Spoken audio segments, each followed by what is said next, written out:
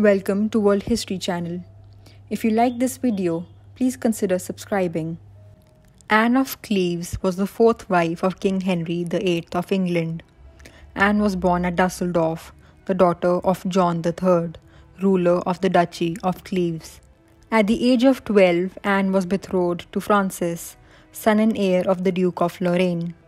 As he was only 10, the betrothal was not considered official. The family's politics made them suitable allies for England's King Henry VIII in the aftermath of the Reformation, and a match with Anne was urged on the king by his chancellor, Thomas Cromwell, after the death of Henry's third wife, Jane Seymour. The artist Hans Holbein the Younger was dispatched to paint portraits of Anne and her sister Amelia, whom Henry was considering for the role of his fourth wife. Henry hired the artist to be as accurate as possible and not to flatter these sisters. Negotiations with the Cleves court were in full swing by March 1539. Cromwell oversaw the talks and a marriage treaty was signed on October the 4th of the same year. A possible obstacle may have been that Henry valued education and cultural sophistication in women, but Anne lacked these in her upbringing. She received no formal education as a child, and instead of being taught to sing or play an instrument, she was skilled in needlework. She had learned to read and write, but in German only. Nevertheless, Anne was considered gentle, virtuous, and docile, qualities that made her a realistic candidate for Henry. Moreover, Henry's previous wife, Jane Seymour, also lacked a sophisticated education, but this had proved no barrier to her success as a companion to Henry or to providing him with an heir. Henry, impatient to see his future bride, journeyed to Rochester, Kent on New Year's Day, 1540, and walked in on Anne unannounced. Without the benefit of a portrait of Henry to prepare her for his appearance, she did not realize that the intruder was to be her future husband, so she did not curtsy or even rise from her chair when Henry entered the room. The king reportedly took an immediate dislike to her and announced, "I like her not." Henry urged Cromwell to find a legal way to avoid the marriage, but by this point such an outcome was impossible without offending the Germans. The two were married on January 6, 1540, at the Royal Palace of Greenwich by Archbishop Thomas Cranmer, despite Henry's vocal misgivings. If his bride had objections, she kept them to herself. The phrase, "God send me well to keep," was engraved around Anne's wedding ring. Henry was frustrated, and he took out his feelings on Anne. He was described as trying repeatedly to upset her by sending away her personal ladies-in-waiting from Cleves and replacing them with English women instead. However, Anne made friends quickly and soon enjoyed the lively company of the English maids of honor who attended to her. Henry also ordered that she put aside her traditional and cumbersome Germanic clothing and adopt more streamlined English styles. She liked this idea and immediately ordered a large lavish wardrobe, straining Henry's finances. He commanded that she only speak English and arranged for her to be tutored intensively. She learnt English with amazing speed, so much so that the king was reportedly shocked. Regarding her virginity, which Henry had questioned because of her supposedly sagging belly and breasts, she answered with a naivety that betrayed a basic ignorance of the facts of life. "I surely cannot be a virgin, because every night when the king comes to bed, he kisses me on the cheek and says, 'Good night, sweetheart.' Then he goes to sleep. In the morning when he rises, he kisses me on the cheek again and says, 'Have a good day, sweetheart.' So you see, I cannot still be a virgin."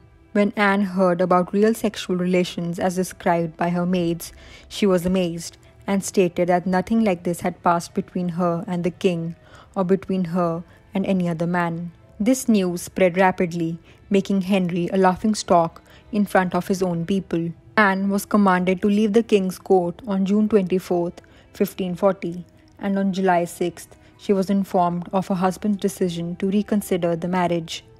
In a short time, Anne was asked for her consent to an annulment. Knowing the fate of other wives of Henry who resisted his marital whims, she agreed to the annulment. The marriage was annulled on July 9th, on the grounds both of non-consummation and of her previous contract to Francis of Lorraine. Anne adamantly desired to stay in England after her annulment. She thus fully cooperated with Henry, supporting his claims and probably testified that her marriage had never been consummated, as well as that her previous betrothal to the son of the Duke of Lorraine had never been legally broken. She gratefully accepted Henry's offer of several houses, a princely income, and the honorary title of the king's beloved sister. She also accepted the condition that, having been the king's wife, she would not be permitted to remarry. Anne did not wish to return to her home and risk being married off to another ally of her brother. Like a number of women of her time, she may have been tired of being a political pawn through marriage.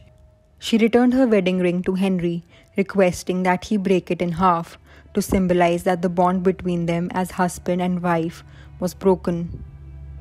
There was one matter, however, on which she insisted. Anne consented to the annulment only after the king allowed her to have access to the royal children. She had formed strong attachments to all three of them, particularly Elizabeth, as she could never remarry and was thus denied the chance to have children of her own. Henry agreed.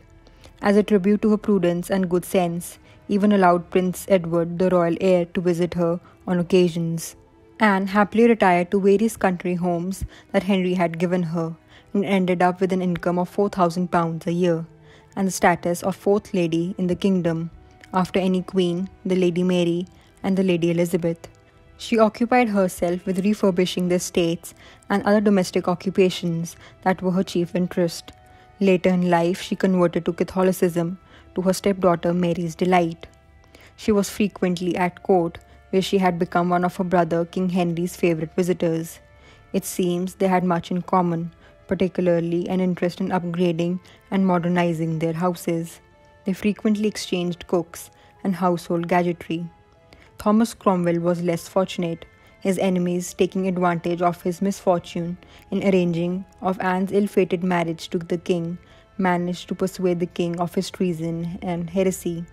He was imprisoned and executed on the same day as the king's marriage to his fifth wife, Catherine Howard.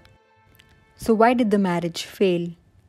Sir Horace Walpole, writing in the 18th century, resurrected the myth which described Anne as the Flanders mare, a monument to her supposed ugliness. This view persisted, and it is still a popular stereotype. Most modern historians, however, disagree with it, and the Holbein portrait certainly contradicts Walpole. Portraits other than the famous Holbein miniature portray the same face, strongly featured with a large nose.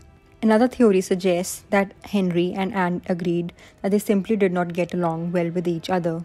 Anne had been raised in the small provincial court of Dusseldorf and shared none of the musical and literary tastes of Henry's court.